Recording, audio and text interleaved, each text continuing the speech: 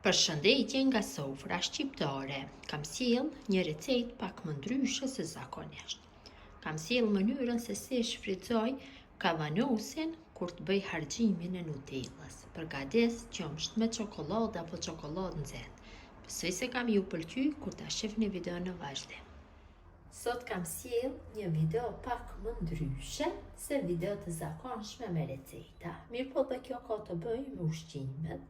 Me siguri në çdo shtëpi keni nga një kavanos kështu me Nutellë dhe nëse harxhoni kështu dhe ju jet kavanosi, ju jet mbrëmësia kështu pak, atëherë nuk duhet që të hallni, mund ta shfrytëzoni në një mënyrë. Unë kështu marr dhe njëri e shtoj qumshtin, gjithsej të shtoj 400 ml.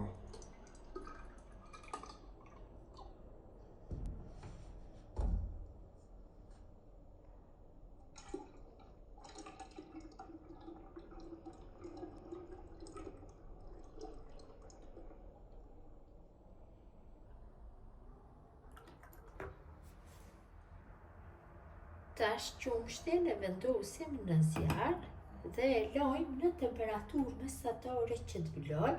Në temperaturë të lartë nuk e lojmë asesi, se mund të ngjitet qumshti përejnë dhe mund t'i vjen një erë e keqe. Presim kështu derisa të bëhet vlimi i qumshtit.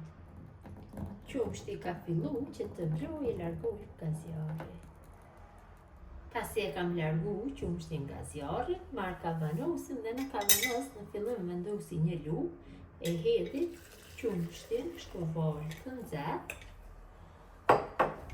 dhe me anë të lugës gryj këto qoshat, mundohem sa më shumë t'i largoj nga kavanosi dhe ta përzi.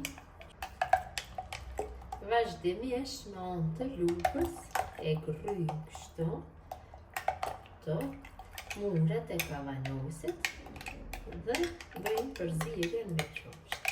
Gjeri sa ta pastrojmë të tërin.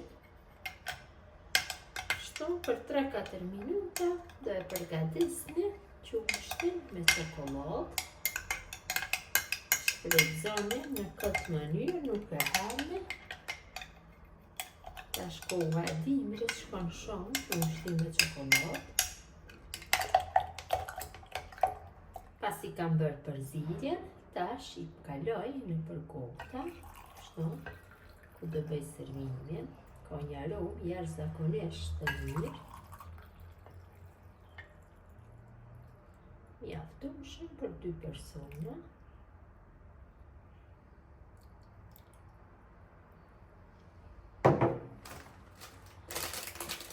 Sipër nga një biskot Lotus.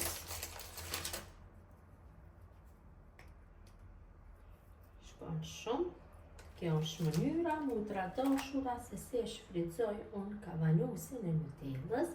Gjithë ju që do e përgatisni në këtë mënyrë çokoladën e nxehtë, ju bëft mirë, përmbeqë nga sofra shqiptare dhe në recetën e radhës.